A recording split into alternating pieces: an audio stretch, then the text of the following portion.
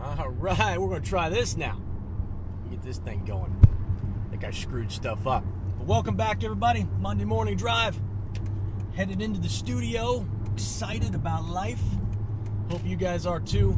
If you don't know, started the Monday morning drive because I have 20 minutes into the studio on Monday mornings, and I realized on Mondays that I feel pretty excited about getting up, getting to do what I love to do, and I know a lot of people don't feel that way. So my purpose of doing this was really hopefully to inspire some of you to make some changes, some positive changes to get you into a career or into work that you really love rather than stuff you hate doing.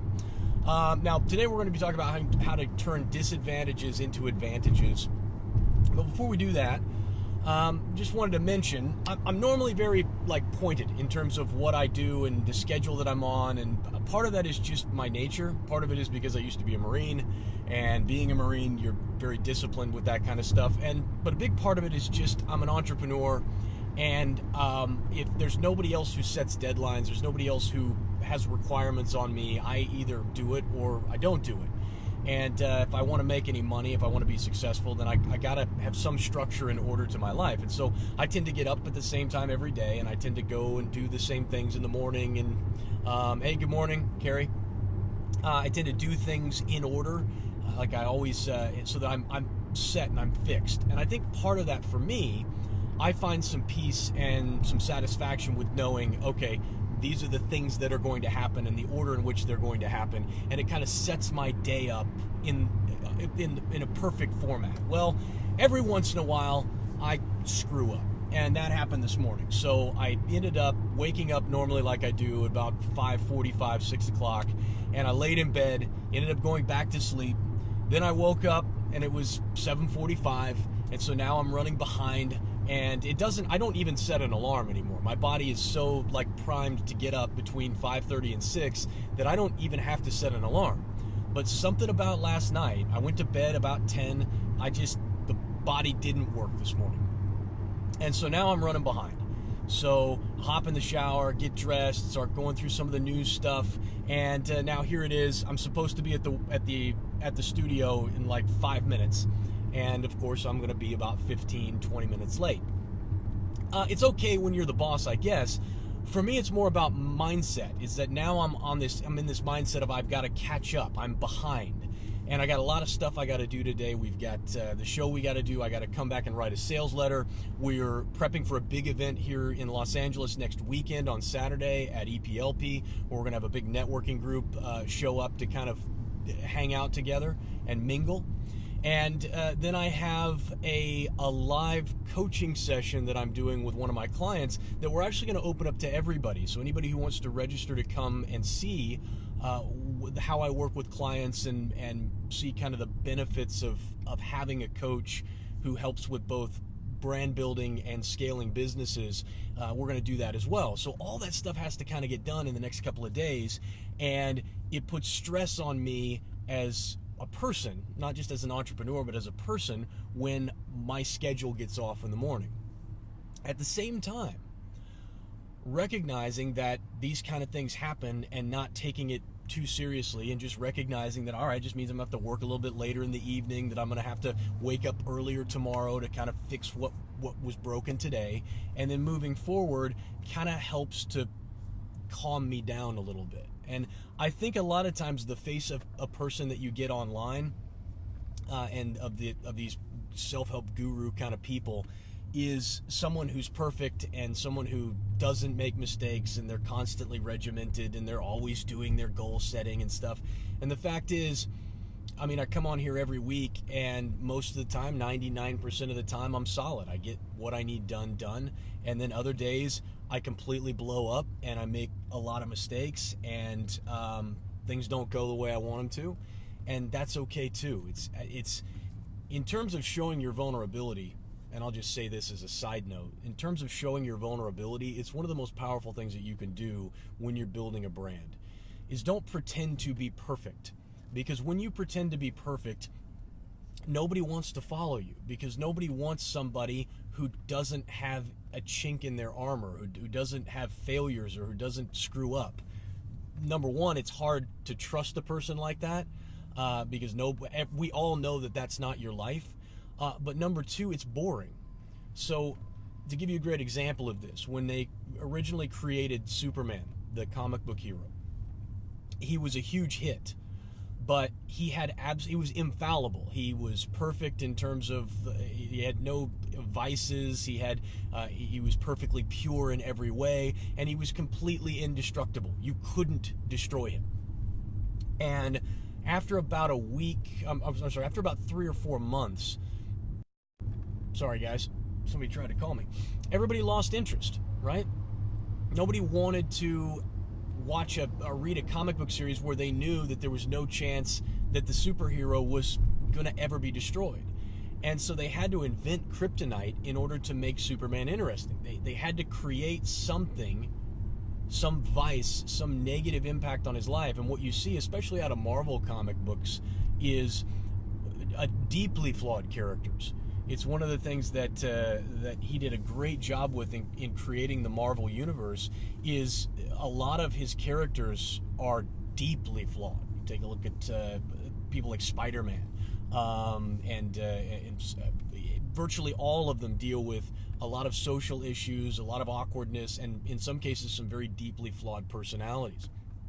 But anyway, all that to say, show them your scars and show them your failures as well as your successes. You're going to go a lot farther in terms of building brand and building relationship than if you just try and present this idealistic view of who you are, because we all know that's a lie. Okay, you're not perfect.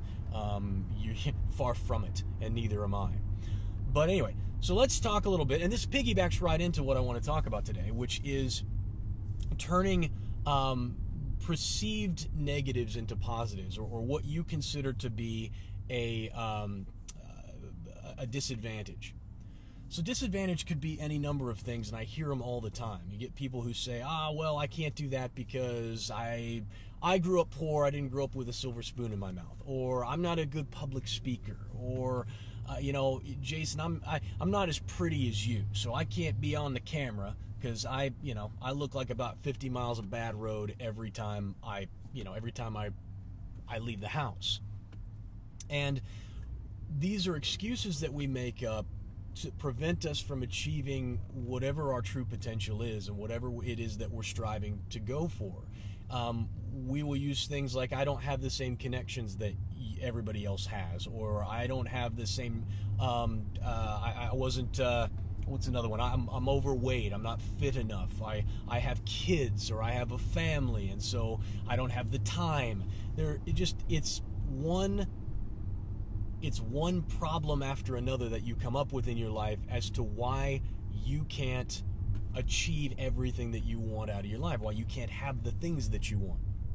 And here's what I want you to think about. Every one of those disadvantages that you have is an advantage in some way. So I grew up, we didn't have a lot of money. I think growing up, people would say we were poor. We weren't impoverished, but we definitely didn't have a lot of money. I think all the years that my folks were married, I don't think my dad ever made more than 30 grand a year, and that was his best year ever.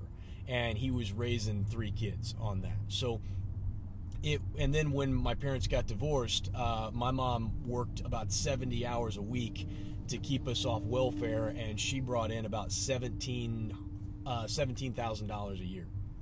So you can imagine, there was no money when we were growing up. 3 kids on 17 grand a year. My mother's an amazing person. That's all I can say. Just an amazing woman. And so I grew up very poor. I didn't have any advantages. In fact, I didn't even have the grades to get scholarships to college. And I didn't really want to go to school anyway.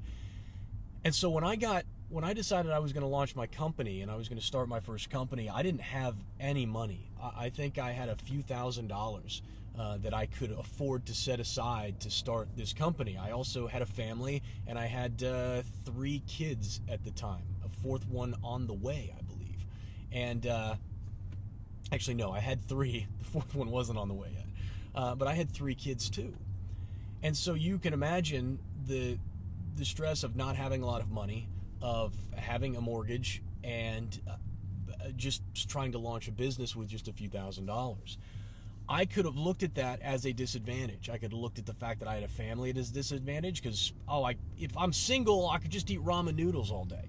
And I wouldn't have to pay this mortgage. I wouldn't have to feed these kids. And, man, I wouldn't have to spend time hanging out with them. You know, you could use that as a disadvantage if your priority is building the business. Or you can look at it as an advantage. You can say, you know what? I don't have a lot of money, so I'm going to have to be hungry. I don't have a lot of connections, so that means I'm going to have to find a different way. I don't have any background in marketing or branding, so I'm going to have to get really guerrilla in what I do. You can look at it and say, look, I have a family. I have something to motivate me. I have something to drive me. I have something to push me because I don't get to fail. I am really fond of saying, I don't have an option to fail. It's not a choice because I have 4 kids that I have to take care of. I have 5 people who depend on me to take care of them, and I got to get out there and I got to produce. I don't have anywhere to fail to. I mean, that's a very powerful incentive. We've been talking a little bit on the show about universal basic income, and while I've got my own opinions on it, here's what I do know. I know that hunger causes a lot of people to make a lot of positive choices in their life. Hunger is a great motivator. Hunger is a great motivator in your life. Okay? If you don't have a way to fail, if you don't get to fail, it's amazing what you can accomplish. And so we find a way. And so all of these things that you look at and you're, I'm not a huge company. How do I compete with these other huge companies? Well, sell against it. Sell that you're the small company. Sell that you're the guys that don't have a huge marketing budget. For years, Avis rental car was number 2 in terms of the best rental cars and rental services in America. You know what their slogan was? Avis, we're number 2, so we work harder. Right? They turned what was a perceived negative about their company. They're not number 1 because I think Hertz was number 1 or something. And so Avis rental car was, we're number 2 and we work harder. So in every aspect of your life, in every excuse that you have or disadvantage as to why you cannot X, Y, or Z, there's a positive in there somewhere. There is a way to shift your thinking, to shift the thinking of your clients and your customers and put you into a position where there is nothing but positivity and where your greatest negative, your greatest disadvantage is your greatest asset. Do you understand what I'm saying? This makes sense? I mean, I have heard all of the excuses, all of them. And there's not a one that you can't overcome. There's not a one that can't be turned into an advantage. Oh, I'm a stutterer. It's like, okay, so don't spend your time speaking on stage or doing it this way. Maybe be a writer, right? Maybe most of your communication comes through writing. There is absolutely nothing that you cannot accomplish. Carrie says, single mom here, failure is not an option, and learning the kids have always been a motivator to keep me off welfare. I got to tell you, Carrie, knowing where you're at, and just because my mom dealt with it for years, it is an incredible motivator, and just keep going. That's all I can say, because you're gonna find a great deal of resolve that I'm sure you already have, and you're gonna have assets at your disposal that other people don't have. All right. If you really want it, you'll find a way. Otherwise, you'll find an excuse. Yeah, but I think that, here's the thing. I think some people do really want it in their life, Beckley. I really do. I think a lot of people are hamstrung by fear. I think some people's greatest enemy is themselves. You know what? Probably most of our greatest enemies are ourselves. I mean, we've talked about this, I think, on last week's Monday Morning Drive, where I said, what would you do if you knew you couldn't fail? And it's kind of a stupid question, isn't it?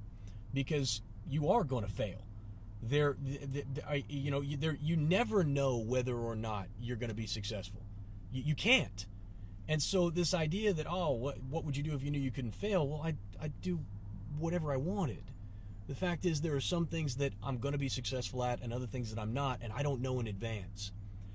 The bigger question is, what are the self-limiting beliefs? What are the perceived disadvantages that you are using to cripple yourself, to hobble yourself, and to keep you from getting what you really want in this life? Because there's no shortage of those either. There's no shortage of people who will tell you what isn't possible, no shortage of people who will ask you to settle in your life, but you're number one. If you buy into it, if you choose to cripple or hobble yourself, then there's no one else can help you. So anyway, that's really all I can say about it. But anyway, I'll open it up. What do you guys have questions for? I got about 5 minutes here or so. I'm already off the highway. We're into Culver City, heading over to the studios at Westwood. Going to record a show today. We're going to be talking a little bit today about the symbiotic relationship between employer and employee. Now, this may sound like a rather dry episode. Trust me, it won't be, because I want to talk to you guys a little bit about corporations and the worker. Because there is a huge misconception that somehow workers are without power and that companies have all the power, or vice versa. That if you're a company owner, a lot of times you look at employees as just a constant headache and just something that where you're really out of control and trying to manage them and get them to do what you need them to do, and showing up and earning their money every single day is a struggle for you. I want to talk to you guys about the symbiotic relationship, the necessity for employers and employees to work together because you need each other. Company can't scale without employees. And employees are not going to have jobs without employers. All right? There are not a lot of poor people offering up jobs. There are not a lot of worker bees that are going to give you a job. It's of critical importance that if you work for somebody else, that you understand the value that that person is bringing to the table, and not just look at it from your own perspective. And vice versa. So we're going to talk about that today. And hopefully you'll walk away having a better understanding of why it's critical that we really all work together.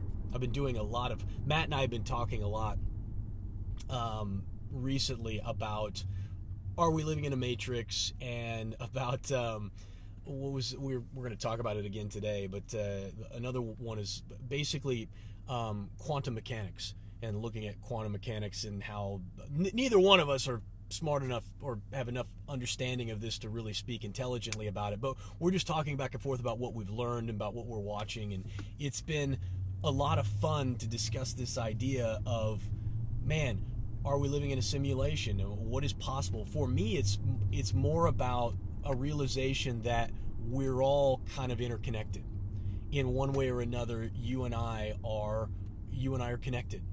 That we need each other. That there is something that connects us all and that joins us all together. And I was reading Charles Bukowski, who was an absolutely terrible human being, by the way. And a great poet and writer who emerged in the 1980s, basically 1970s and 80s. He died recently, or died a while back, but his birthday was recently. And one of the things he's quoted as saying is, we're all going to die, and that alone should be enough to bring us together and to love each other, knowing that each and every one of us is going to die. He said, but it doesn't. And the more I look at the world and the more I interact with people and the older I get, the more I recognize just how very interconnected we are, and how cooperation and it's going to sound weird, but very California, but love and acceptance and tolerance are of critical importance if we want to be successful. Now, that doesn't mean that you let people walk on you. That doesn't mean that you have to accept other people's view of the world or other people's life choices. That's not what tolerance is. Tolerance is about you recognizing that someone else has a different way of living or a different way of life or a different way of thinking than you do. What's up, Jason? What's up, my man? Hey, Jason, let me finish my thought. Another way of living, and you choose because you're tolerant to let them live their life and not to try and force them into a box that you want them in. But anyway, Jason, did you guys do your 2-day or whatever it is, your seminar yet?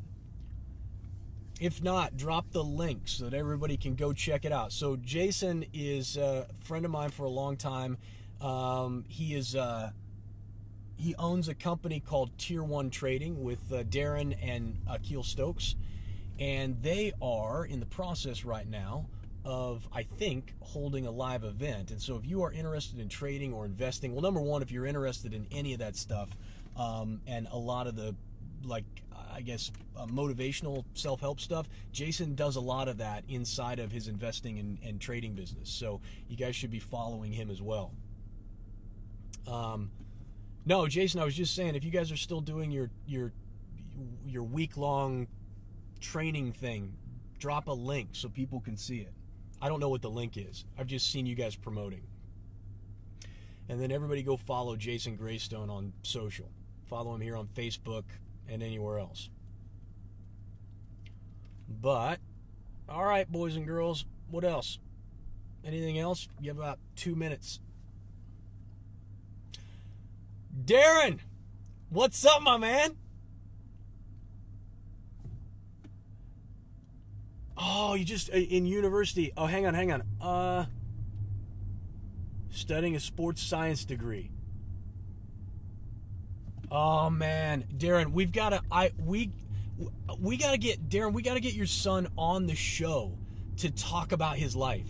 I don't even have time to tell everybody. Let's just say Darren's son had a brain aneurysm that left him paralyzed, and basically they didn't know what was going to happen to him. And you won't believe what this man now, because he's really a man now, isn't he, Darren? What this man has accomplished. I am just, God, I love you guys. I love your whole family.